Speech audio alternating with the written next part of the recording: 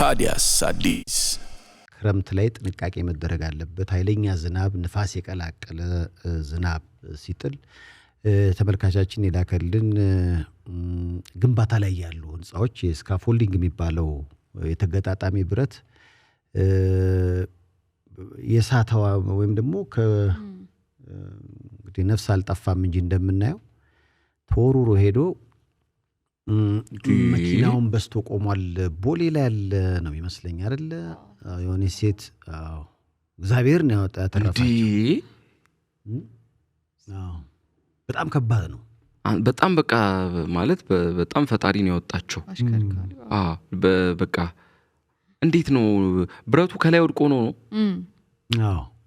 ስካፎልዲንግ ተገጣጣሚ ነው፣ ህንጻ ለመስራት የሚያገለግል ነው። ብረቱ እኮ በጣም ጠንካራ ብረት ነው ሰይፍሻ፣ እና ከሱ በስቶት ነው የገባው መኪናውን።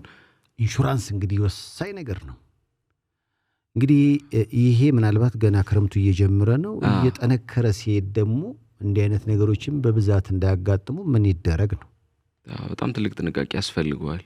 በተለይ በግንባታ ላይ ያሉ ህንጻዎች ይሄን ነገር በጣም ሊያስቡበት ይገባል። ምናልባት በኢትዮ ኤፍኤም 107.8 ላይ ለምታደምጡን በድምጽ አንድ መኪና ቦሌ መንገድ ላይ እየሄደ ከህንጻ ግንባታ መወጣጫው ብረት በንፋስ አማካኝነት መኪናውን ሰብሮ ነው የመኪናውን ጣሪያ በስቶት ነው የሚገባውና እርግጥ ሰው አልሞተም፣ ግን አደጋው በጣም ከፍተኛ ነውና ሲታይ በጣም ያስፈራል። ቪዲዮውም እኮ ሙሉ ስለተቀረጸ ነው እንጂ ከዚህም ሌሎች እየወደቁ ያሉ በርግጥ እነሱ የዚህ ግን ያስፈራል። የዚህ በጣም ይሄ ድንኳን ብረቱ የሚመስለው እንደውም በተለይ በምስል ለማያዩ ብረቱ ይሄ የድንኳን ማቆሚያ ትልቁ ብረት የለም ዘንጉ ማለት ነው። ይሄ ለሁለት ምናም ተሸከመ እሱ ብረት ነው መኪናውን ከላይ በስቶት የገባው።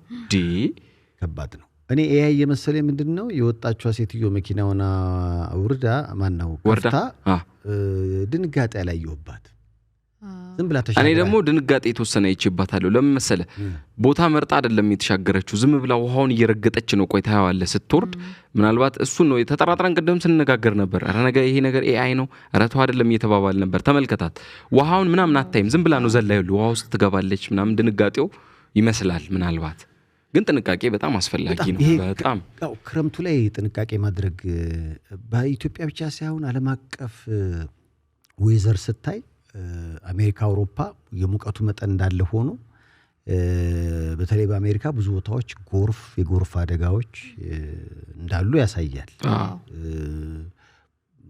ግን እነሱ ጋር በጣም ለየት የሚለው ምንድነው? አንደኛ ሜትሮሎጂ ላይ በጣም ጠንካሮች ናቸው። ቅድመ ጥንቃቄ ሰው የማውጣት ነገር ምናምን።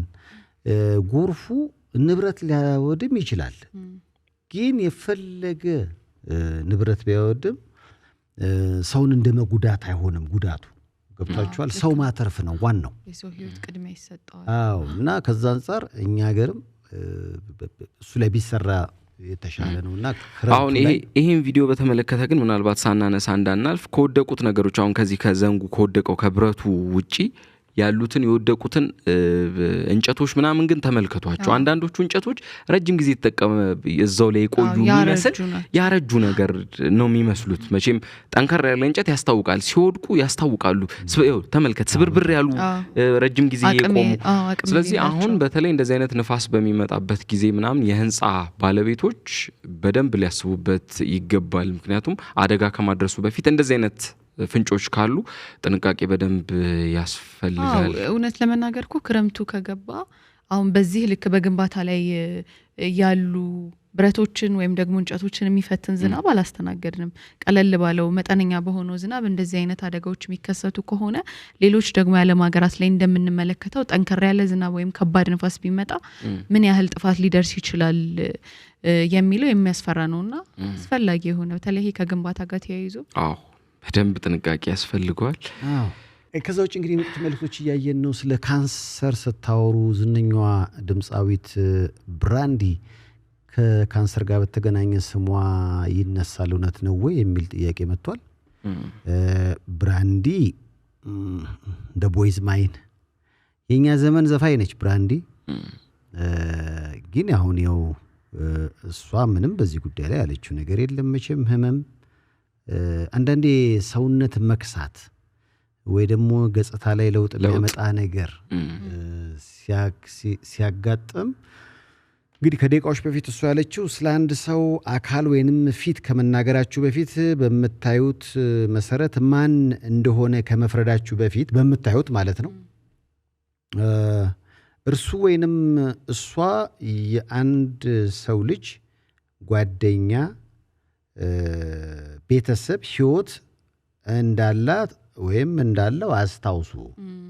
ከሁሉም በላይ ነፍስ ነው እና ነፍስ ከውጫዊ ውበት ይልቅ የበለጠ ውብ ናት የሚል መልእክት አስተላልፋለች። እንደምታዩት ነው። ምናልባት ገጽታ ለውጥ አላት እንዴ ነውጥ ነው። አስደንጋጭ ነው እንትኑ ሽግግሩ።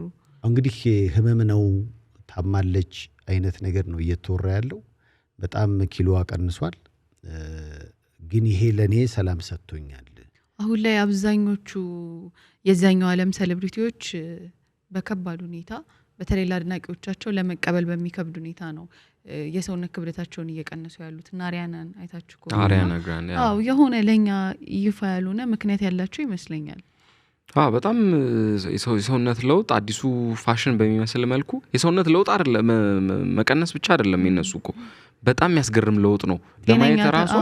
አሁን ለምሳሌ ስትመለከት አሁን በፍጹም ብራንዲ አሁን ትመስላለች አትመስልም። ይሄን ፎቶ በሌላ በኩል ብታሳየኝ እሷን አይመስልም ጭራሽ። እና አሁን ደግሞ የዲጂታሉ ዘመን ደግሞ ኢትዮጵያ ውስጥ እንዳለው እኮ ነው። ኢትዮጵያ ውስጥም እንደዚህ አይነት ነገር በተለይ ሴሌብሪቲዎች ሲያጋጥማቸው ቶሎ መነጋገሪያ ሆነው የለ በዛኛውም ዓለም እንደዚሁ ስድቦችን ጨምሮ ከገጽታዋ ጋር በተያያዘ እንደዚህ አይነት ነገሮች ይነሳሉ። ግን እነሱ ጋር ኮንዶም ይሄ ቀጠን ማለት የሰውነት ክብደትን መቀነስ የሚያበረታቱት ነገር ነው። ግን በዚህ ልክ ደግሞ ሲጋነን የሚያስጠይቅ ነው። እሷም አለች እኮ እንዲሆኛለሁ አላለችም። እባካችሁ ለቤተሰቤ በዙሪያ ያለ ሰው ተጨነቁ። አንድ ሰው ከውጩ ይልቅ ውስጡ ነው ትኩረት ሊሰጠው የሚገባው። ውስጥ የሰላም አለው ነውና እንዲሆነች እንዲህ ነው ብሎ ከማውራት ተቆጠቡ።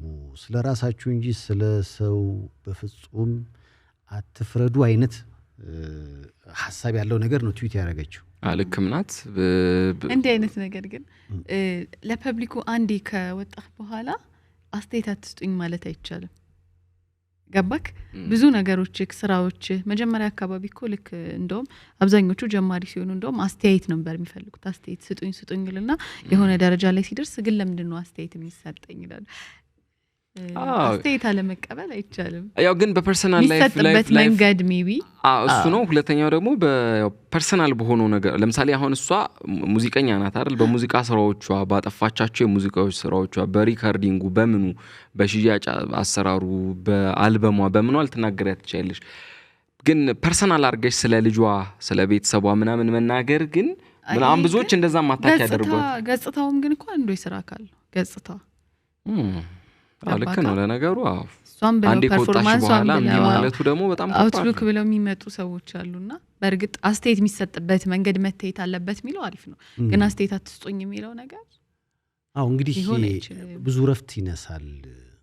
ሰዎች በሚያጋጥማቸው ነገሮች ላይ ተመስርተን በውፍረታቸው፣ በክሳታቸው፣ በጥቁረታቸው፣ በአካላዊ ገጽታቸው ላይ አስተያየት መስጠት አግባብ አይደለም ነው እያለች ያለችው እሷና እናንተስ ምን ይመስላችኋል?